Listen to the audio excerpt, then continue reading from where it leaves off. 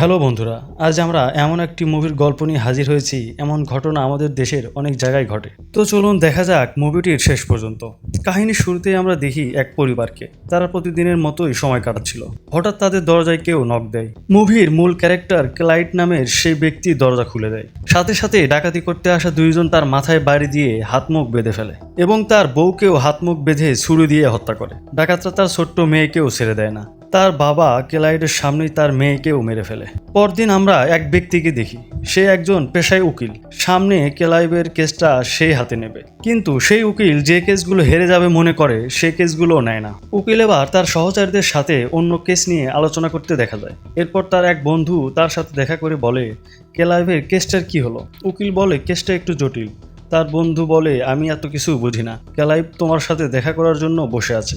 এরপর উকিল ক্লাইভের কাছে যায় এবং ক্লাইভকে বলে, তুমি কি আমাকে বিশ্বাস করো? ক্লাইভ একটু ভেবে বলে, হ্যাঁ।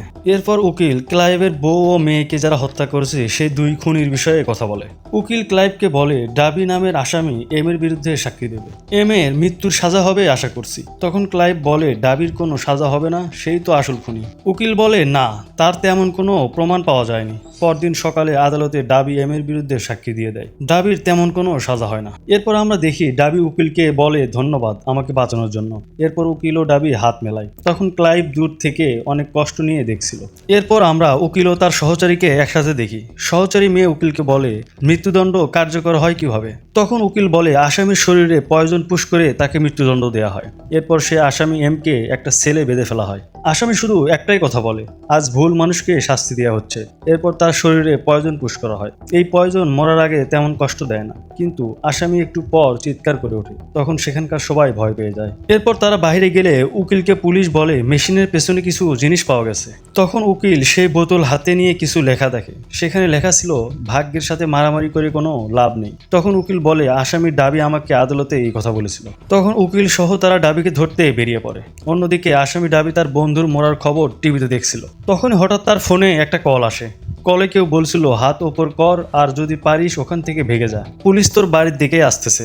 তখন ডাবি বাহিরে দেখে পুলিশ তার বাড়ি ঘিরে ফেলেছে। তখন ডাবি সেখান থেকে যে কল করেছিল তার দেখানো জায়গায় চলে যায়। সেখানে গিয়ে ডাবি যে গাড়িতে এসেছে তার দিকে বন্দুক ধরে। তখনই ডাবির কাছে একটা কল আসে। ডাবি তখন বলে, তুমি যা বলেছো সেটাই হয়েছে। ডাবি ফোনে তাকে ধন্যবাদ জানায়। তখন গাড়ির ড্রাইভার ডাবির দিকে তাকায় এবং দাড়ি মুখ সব খুলে ফেলে। সে আর কেউ নয়, সে ছিল ক্লাইড। ডাবি তখন গুলি চালায়, কিন্তু গুলি বের হয় না। তার হাত পিস্তলের সাথে পয়জন লাগানো কিছুর সাথে আটকে যায়। তখন ক্লাইড বলে, এটা এমন এক পয়জন যেটা তোমার শরীরকে প্যারালাইজড করবে, কিন্তু আঘাতের কষ্ট ঠিকই পাবে। এরপর ক্লাইড ডাবিকে একটা ফার্ম হাউসে নিয়ে যায়। তার হাত পা বেঁধে একটা ইঞ্জেকশন দেয় যেন আঘাতের কষ্টে সে বেহুশ না হয়ে যায়। এরপর ডাবির হাত পা কেটে তাকে হত্যা করে এবং সেখান থেকে বেরিয়ে যায়। এবার পুলিশ সেই ফার্ম হাউসে গিয়ে ডাবির টুকরো করা শরীর দেখতে পায় এবং উকিলকে ফোন করে বলে, আমরা ডাবিকে খুঁজে পেয়েছি, কিন্তু তার শরীরের 25 টুকরো হয়েছে। তখন তারা ক্লাইডকে সন্দেহ করে। তার বাড়িতে গিয়ে তাকে ধরে ফেলে এবং তার বাড়িতে আইন বিষয়ে কিছু বই পায়। তখন পুলিশ উকিলকে বলে, ক্লাইড উকিল নাকি? তখন উকিল বলে, না, সে একজন জিনিয়াস ইঞ্জিনিয়ার। এরপর তাকে জেলে নিয়ে জিজ্ঞাসাবাদ করা হয়। উকিল ক্লাইডকে বলে, তুমি ডাবি ও তার বন্ধুকে তুমি মেরেছো? তখন ক্লাইড বলে, সে আমার পরিবারকে মেরেছে, কে না চাইবে মারতে, তুমি প্রমাণ করো। তখন উকিল উঠে চলে যেতে ধরলে তখন ক্লাইড বলে, তোমার স্বীকারোক্তি লাগবে না। উকিল বলে, তুমি তো দিয়েই দিয়েছো, আমি ভিডিও করে নিয়েছি।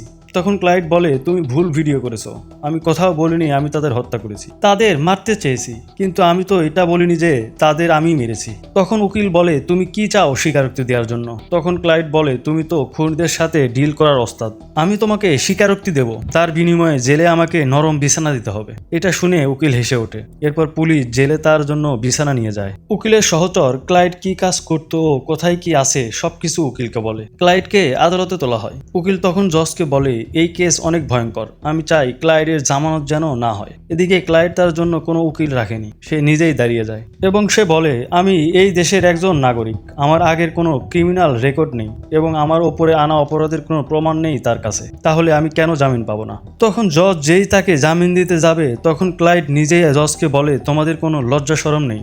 আমি অপরাধ করেছি, তোমরা আবার আমাকেই জামিন দিয়ে দিচ্ছ। মানুষের জানা উচিত তোমরা এখানে বসে কি কাজ করো। তখন জজ রেগে গিয়ে তাকে আবার জেলে পাঠায়। এবার জেলে উকিল ক্লাইডের কাছ থেকে সব স্বীকারোক্তি নিয়ে নেয়। তখন ক্লাইড উকিলকে তার জন্য ভালো খাবার ও সাথে মিউজিকের ব্যবস্থা করতে বলে। উকিল বলে আমার কাজ শেষ। তাই বলে উঠে যেতে ধরলে ক্লাইভ বলে খাবারের জন্য বিলের জীবন কি কম মনে হচ্ছে? বিল হচ্ছে সেই আসামি ডাবির উকিল। তখন ক্লাইভ ঠিক 1টা বাজে খাবার আনতে বলে। তখন উকিলের টিম খবর নেয় যে ক্লাইড সত্যি না মিথ্যা বলেছে। একটু পর তারা জানতে পারে ডাবির উকিল 2 দিন আগে নিখোঁজ হয়েছে। ক্লাইড তখন আবার বলে ঠিক 1টার সময় আমার জন্য খাবার নিয়ে আসবে।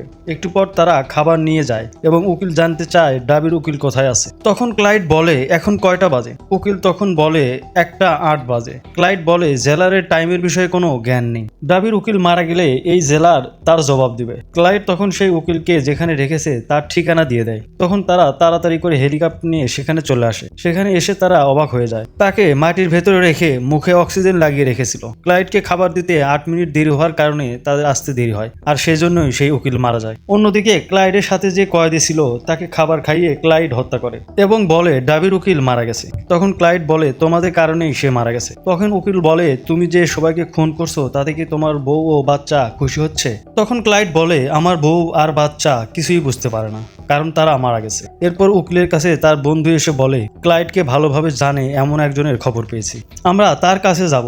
এবার তারা সেই গুপ্তচরের সাথে দেখা করে এবং বুঝতে পারে ক্লাইড সাধারণ কেউ নয়, সেই এমন কাজের মাস্টারমাইন্ড। তখন তারা জজের কাছে যায়। কিছুক্ষণ কথা বলতে জজের মাথায় একটি গুলি এসে লাগে এবং জজ তাদের সামনেই মারা যায়। এবার উকিল জেলে গিয়ে ক্লাইডকে বলে এবার তুমি বউ বাচ্চার বদলা নেওয়ার জন্য জজকেও মেরে ফেলেছো।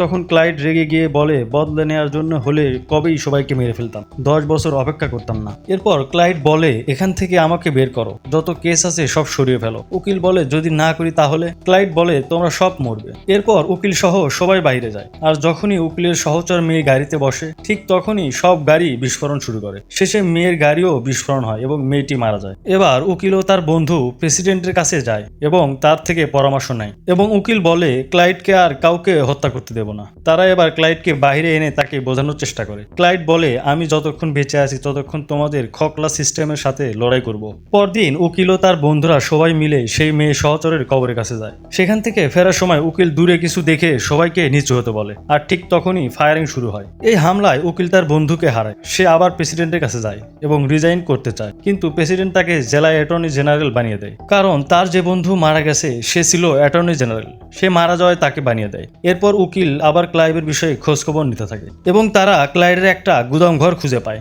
সেখানে খুঁজতে খুঁজতে ক্লাইডের সব পরিকল্পনার তথ্য খুঁজে পায়। এদিকে ক্লাইড জেল থেকে বের হয়ে প্রেসিডেন্ট যেখানে মিটিং করবে সেখানে একটা বম ফিট করে। উকিল তখন সব বুঝতে পারে এবং সেই বম খুঁজে বের করে নিয়ে যায়। এদিকে বম রেখে ক্লাইড জেলে যে সুড়ঙ্গ বানিয়েছিল তার ভেতর দিয়ে আবার জেলে চলে আসে। উকিল তার আগেই জেলে এসে সেই বম তার বেডের নিচে রেখে দিয়েছিল। ক্লাইডকে জেলে ঢুকতে দেখে উকিল তার সামনে চলে আসে। তখনই উকিল তাকে বলে আর 25 সেকেন্ড বাকি আছে। তাই বলে উকিল চলে যায়। ক্লাইড আর বের হতে পারে না। তখন তার মেয়ের হাতের ব্যাজ দেখতে দেখতে সেখানেই মারা যায়। তো বন্ধুরা, মুভিটির কাহিনী ভালো লাগলে লাইক, কমেন্ট ও শেয়ার করবেন এবং প্রতিনিয়ত এমন সব ইন্টারেস্টিং মুভির রিভিউ দেখার জন্য আমাদের চ্যানেলটি সাবস্ক্রাইব করবেন। ধন্যবাদ।